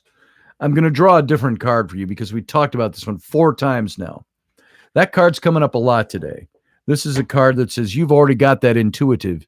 You've already got things wrangled. You know who the hell you are. You're a powerful person in your own right. You've got that divine feminine quality about you, but you don't leave enough for yourself. You're doing for everyone else, but you don't leave enough for you. So do that. Now, that fell off before I even cut the cards. So I'm going to cut the cards for you. And let's get a different card that, just because I want it to be a different card. We've had that one 4 times today. That's a powerful message. Maybe somebody's trying to tell me something. So I need to rely on the feminine in my life too, because I keep seeing the card for everybody else. And I'm doing a good job of shuffling, folks. So it's coming up a lot. Now, I've cut that deck for you, Kay, as if you were here cutting the card. So let me pull this. Okay, it's another Cups card. This time, you've got the 9 of Cups. I want you to look at this card. The 9 of Cups. This is not just before the Queen, but it's a card that, again, deals with your passions, your relationships, the things that are going on that level of your life. And the source of what this is telling you, see, look at this. This has got these 9 golden chalices, cups, all over the head of the person on this card. And it's this idea that the source, it's almost the culmination of the numbered cards in the suit of cups. So that the source of true happiness is your soul attaining a peaceful balance. Now, I'm going to admit to something, Kay. As you know, you and I are on each other's Instagrams, and I see a lot of the little meme type messages that you put out. And I read a lot of them. I like a lot of them because it's powerful stuff. And I once told you, I think many moons ago, I said, wow, you put out some pretty good stuff and pretty good thoughts. So I see you think about a lot of these kinds of things, attaining that peaceful balance in life. I know this much about you, but this card means, the meaning of this card is it's the source of true happiness in your soul. It's attaining this peaceful balance. The efforts that you're putting into everything in your life right now are going to bring you the rewards that you're seeking. as long as you stay strong and keep working it. It's like the day you stop working toward happiness is the day happiness doesn't drop into our laps, does it? I know it doesn't for you. It doesn't for me. Because there's too many distractions in life. If we are distracted by the things that are unhappy in our life or that cause unhappiness, you know what? We're going to be unhappy because we're going to focus on those things. This is a card that's encouraging you by saying, you're already getting there. You've already got this peaceful balance going on inside. Do you always practice it? No. This is the Queen of Cups that was there. You give and give and give. Do you always practice making stuff happen for yourself as well? No, you don't always practice that. So while you've got the balance going on, there's still stuff to work on. You've spent a lot of effort trying to bring your own reward in life. And this says, don't stop doing that. The day you stop doing that is the day the reward starts coming your way. And reward doesn't necessarily have to be one momentous split decision, a crack of lightning in life that it happens at that moment. The reward could be an ongoing thing. And so your emotional well-being, your passion, your relationships, your material well-being, all of that is right at hand. It's right there. It's right here in front of you. And it says, look to your friends.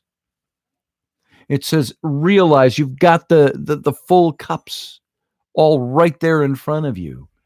But you can rely on your friends for advice, for support.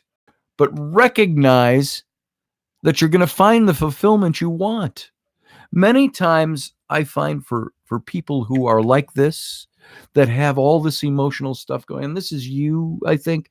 I don't know you deeply and personally. I know you kind of superficially from the internet, from our shows, from some of the posts you make about philosophies of life, that you are a strong emotional person. But that I think you sometimes have that ability, and this is where I let knowing a little bit about you slip in.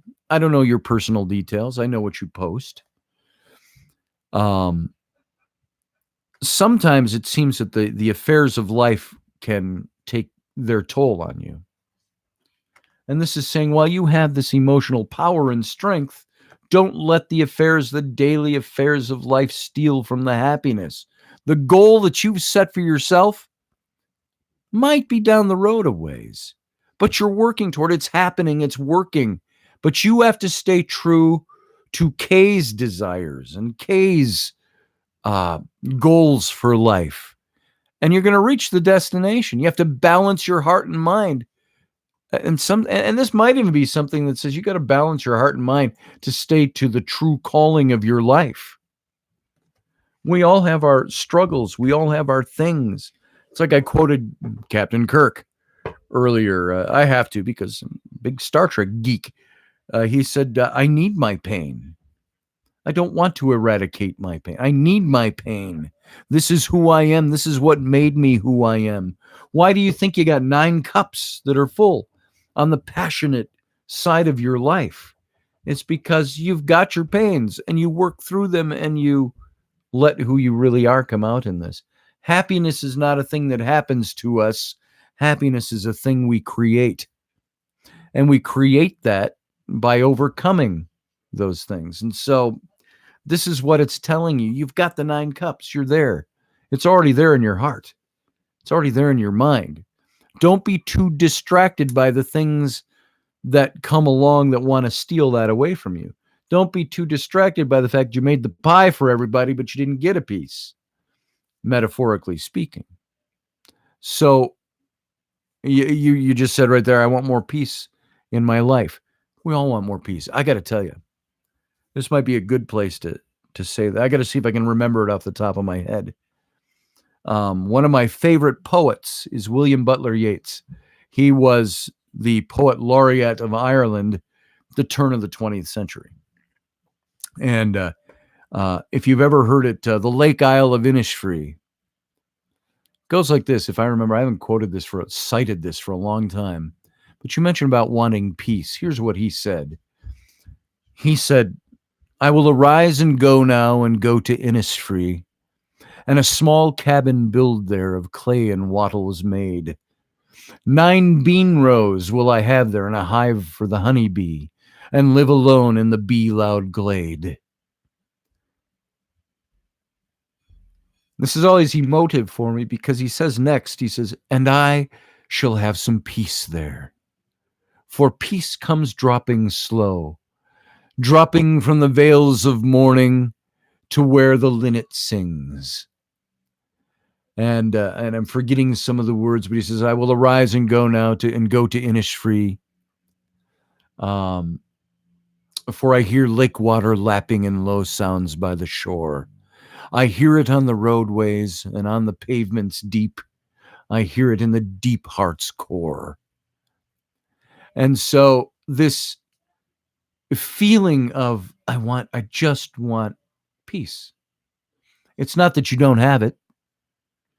It's that sometimes we allow, and I think this card is telling you, sometimes we let circumstances override what we've already got, what we can already appropriate. And there's nobody, I was talking to this person this morning about grief, dealing with people in grief. You can tell people how to deal with grief.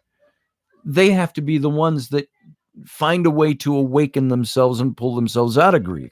It's the same thing with this for you, I think, Kay. And this is what this card's saying. Look, it's telling you, you've got the 9 cups. That's like almost the epitome of where you need to be passionately, emotionally, and all of these things. And you know how to appropriate it, but sometimes we just feel like the peace is elusive because we let the externals drive us. I've said it's things like relationships, kids. Not that those aren't wonderful things, but sometimes they're major distractions to our peace. And so this is telling you, hi, talking to somebody here. Step up so they can see you. This is my little girl, Rowan, who also just had a birthday. She's now 8. Here she is. She's one of my little loving, peaceful distractions, as is this one, who is naked as usual. Where's your clothes? Go get dressed. Daddy, There's little Ellery. I'm going to watch on the computer. Okay, quietly. So we all have these distractions in life that steal from our peace. And so I know where you're at. Yates knew where you were at. Yates said, and I shall have some peace there. For peace comes dropping slow. It comes slowly. This card is telling you you have it. Appropriate it. Don't let the daily crap of life take it away from you and steal it from you. Because it's there. It's inside. Okay. And only you can convince yourself of that. So I hope that's helpful. Hope that means something. All right. Okay. That's all I got for right now. Let me scratch your name off my list.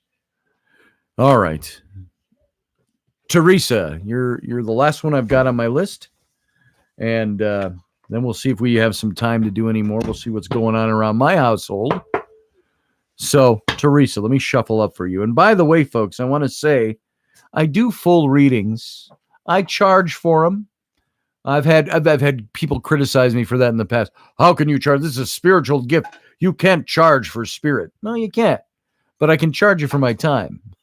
So this is a little bit of how I bring money into my coffers. So if you'd like to get a reading, go over to my website, scottallenroberts.com. Click on, there's a Tarot link in my upper links there. Click on the Tarot, and there's a couple of PayPal buttons. Choose whichever one you want. Click on it. Make a payment to my PayPal. Contact me, and we'll set up a time to do your reading. So there you go. There's my advertisement and all of this. That helps me, where you don't have to pay for my shows or donate.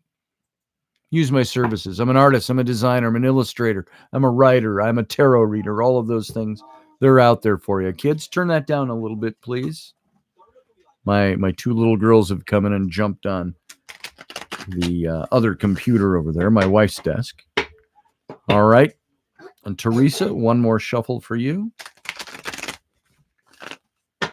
If we get the Queen of Cups again, I'll know something's going on. There's a conspiracy. All right. Cut the deck. Here we go. All right, Teresa. It is not the Queen of Cups, but it's a Cups card. It's the Five of Cups. I want you to see this. You see a fellow standing here. I don't know all the symbolism of the artist who created the deck, why she used a guy who looks like he's dressed like a judge in here, although it does take judgment and things like that. But this is the Cups. Again, it's about your passions. I've always said of this card, and by the way, the blue in the card, and she's always got water in the card. Water in the tarot is something that signifies your emotions, emotional makeup. I'm not talking about the same emotions of the wands, the excitement, the exuberance, the energy. This is the passionate emotions, the things that deal with you in life, the good things, the bad things. If you notice, he's got 5 cups. 2 of them are standing and 3 are tipped over and spilled out. The idea with this card, I've always found, is that you do not want to get distracted by the 3 spilled cups and take your focus off the fact that you still have 2 standing cups left. And you have the ability to tip those spilled cups back up. This is a card that says, don't get lost in the discouragement emotionally, passionately of something you've lost. That means something passionate to you. 3 cups are dumped over. And you're missing some. That's more than half of what you had. It says it's dumped over. Not that there's really a number valuation on it. But you've got 2 cups left standing. It says you got to focus on those so you're able to pick up the other 3 cups that were dumped over and turn them back up. It's talking about the urge to try something new is a result of disappointment. It's a result of dissatisfaction that you've experienced. Your current sadness. This guy, by the way, in the card, he's supposed to be very sad. It's representing the sadness, and there's sadness, grief over the 3 spilled cups. So the current sadness is an expression of failed expectations. You had your mind and your heart set on something happening a certain way or being a certain way. Now, maybe you haven't identified it as that. I had my heart set on. It could have been a whole mode of life, of something you were engaged in. It could be a marriage. It could be a relationship. It could be a job that you loved. It could be any number of things where your passions are governing that thing.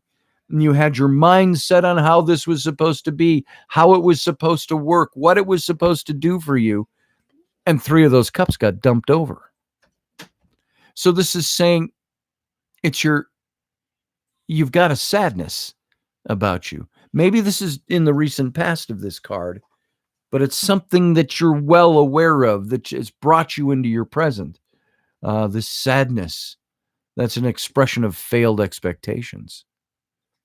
They say if you don't want any failed expectations, don't put expectations on anything. That's hard to do. But you have to explore now any alternative path that you discover. But if you're avoiding the truth of the matter, it's going to be difficult to create any sustainable satisfaction for yourself. By avoiding the truth, it's like looking at those 3 spilled cups and going, whatever. I've only got the 2 left and I'm fine. That's 5 for me. You can't look and avoid the truth of the dumped over cups, the disappointment, the dissatisfaction, the sadness that's been brought to you. If you overlook those, you're not going to conquer it. You're burying it. It says, don't bury the past. Overcome the past. How do you overcome 3 spilled cups? you tip them back up. And if you have to, you take the contents of the 2 that remain standing and divide the contents between all 5, and you will gradually be able to refill all the cups. But if you ignore it, if you avoid the truth in it, you can, for a short time, put on the bravado that you're an overcomer, when really inside you're not. It doesn't matter what people see, it matters what you are. And if you haven't overcome those things, those spilled cups, you're not going to overcome it. And in the future with this, it's speaking to the propensity to do that, to overlook, bury the past rather than deal with it.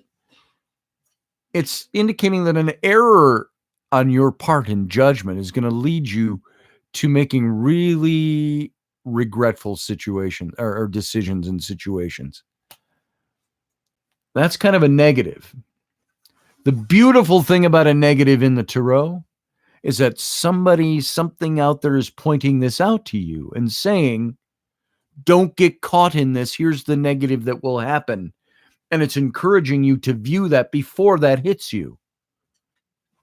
So if you make an error in judgment by burying the past, ignoring the spilled cups, not taking full advantage of them, that you're going to have to start prepping yourself to be ready to repair the damage that you're causing.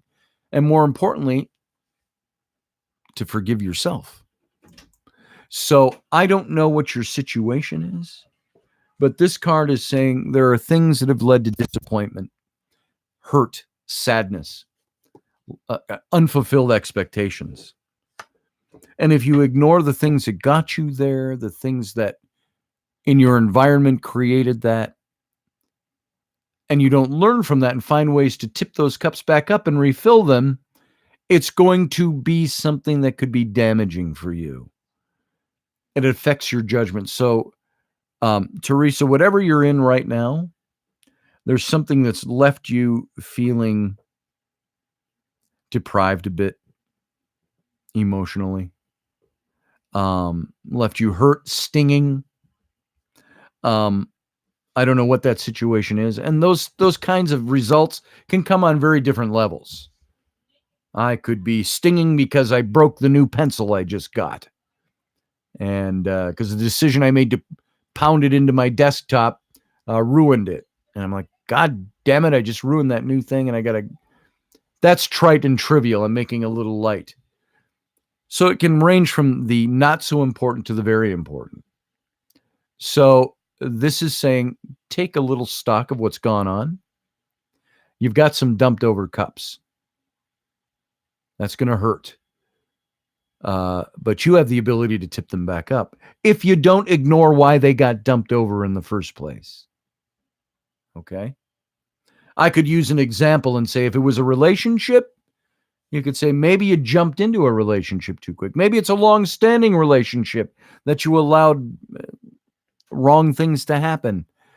And I'm not saying this is you. I'm using that by way of illustration, illustrating the point.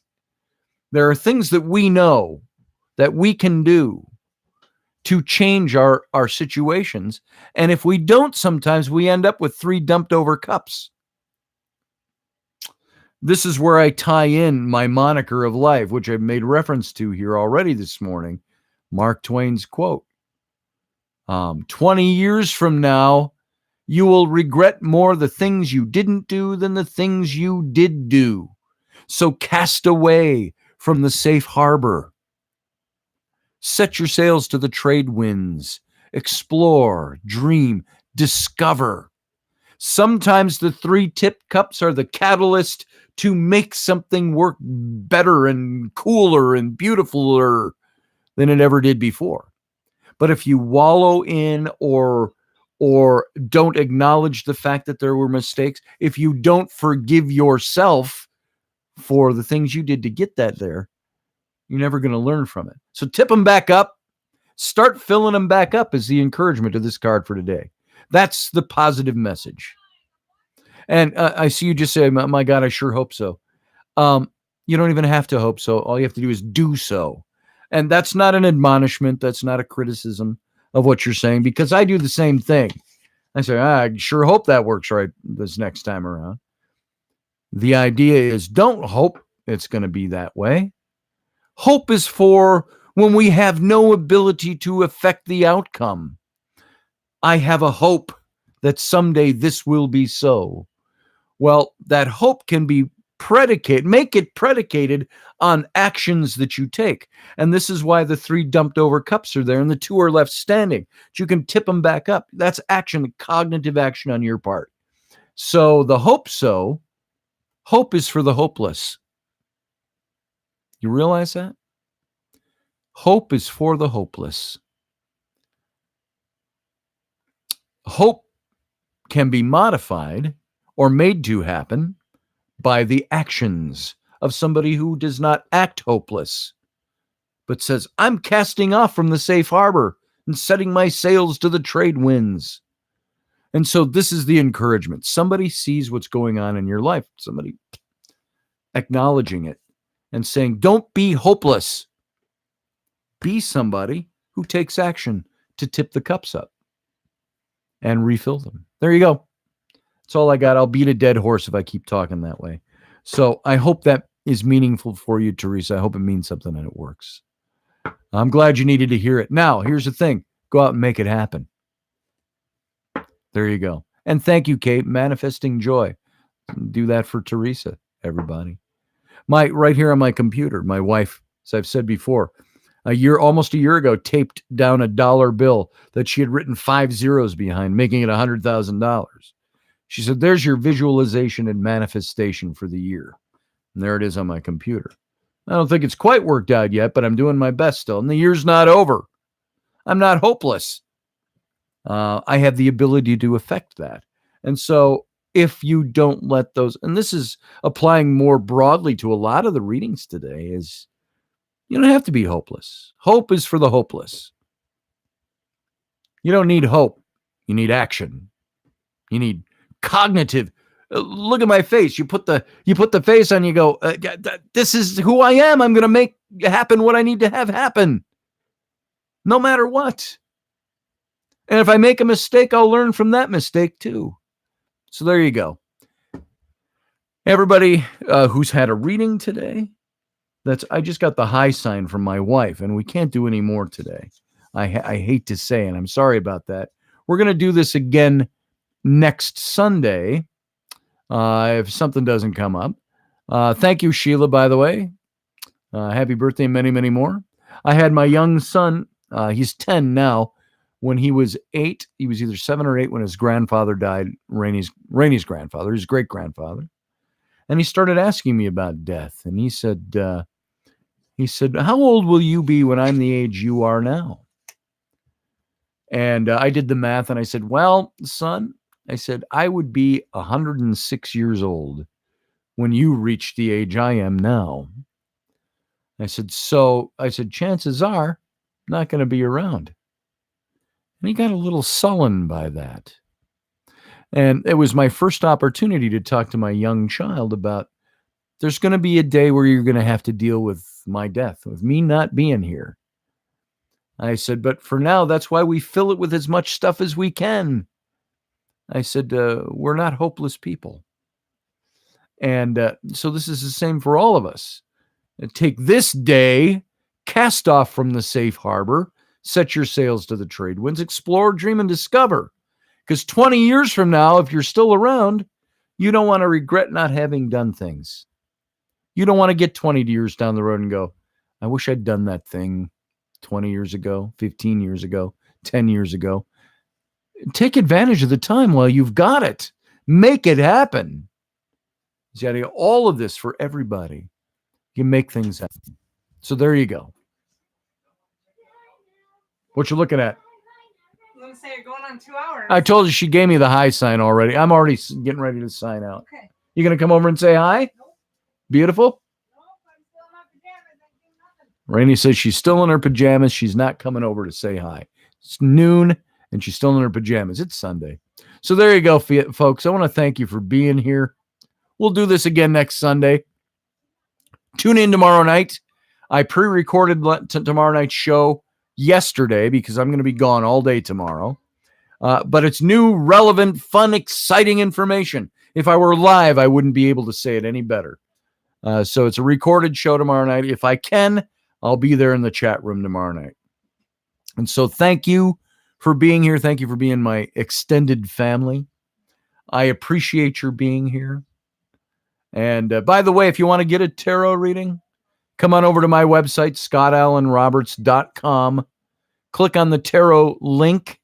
They're not at the very top of the page, but they're right under the graphic at the header of the page. You'll see a line of links. Click on tarot, and there's a couple of PayPal buttons there. Click on the one you want. Make a payment to my PayPal, and we'll line it up for you. Just give me a call, send me a message, whatever you'd like to do. And that's we can do 5-card readings, 10-card readings. Imagine if you can see that single card readings can give you meaning. Imagine what happens when you've got 10 cards all modifying each other. It gives you a very expanded snapshot of what's going on. So there you go. Thanks for being here. Thank you, Teresa. I appreciate that. Hopefully all it will show tomorrow is that I'm in great health and nothing's going on. If I disappear for several days, you'll know the test didn't come back the way I'd like it to. So hopefully, I will tell you this. I'm going to share this with you before I go. Last thing I want to do is have my chest cracked open again and my heart worked on again. But there are a couple little problems we didn't know about back then that I'm told are minor, and I could live to be 100. But I want to make sure there's not that problem because I've had a couple little inklings of things that concern me. And so I asked them to move this test up a little bit. So that's all we're doing tomorrow. I was going to find out the state of things and how they are. But the last time I had that happen, 2 days, I was into open heart surgery. So hopefully this will not result in that. And it will be just fine. The last thing I got to tell you emotionally, last thing I want to have happen is another heart surgery. I didn't feel any of it. Wasn't painful when it happened. A little painful process, healing. And by pain, I just mean discomfort. You know, they give you a pillow. You have to hug the pillow if you cough so you don't burst open your all the bindings that are there. And and I can still feel them, by the way. I run my fingers down my sternum. I still feel like right there. There's a plasticized, whatever they use. It's like a zip tie. Zip, three of them that hold that sternum together. So, and it's healed up, but I don't want to do that again, ever again. So I'm trying to stay in good health and just a couple of concerns. So we'll find out tomorrow what's going on. So take the Stoochie with me. Yeah, he'd be crying before we be done. There might not be anything wrong with me. He'd be crying. I'm so happy. So I love that, man. So my wife is coming along. She's we can't drop the kids at school because there's no time. She's driving me. So all the kids are coming to hang out with my wife at the hospital while I have this done up in the big city. And so about an hour from here. And so I'll let you know how things go. Hopefully see you in the chat room tomorrow night. There's the long goodbye. And we're going to sign off now. Thank you for being here. Thank you for liking this program. Thank you for being my friends and my family. Thank you for all the birthday wishes. And I'll see you. Thank you, Kay. I'll see you all tomorrow. All right. Thanks a lot. Bye.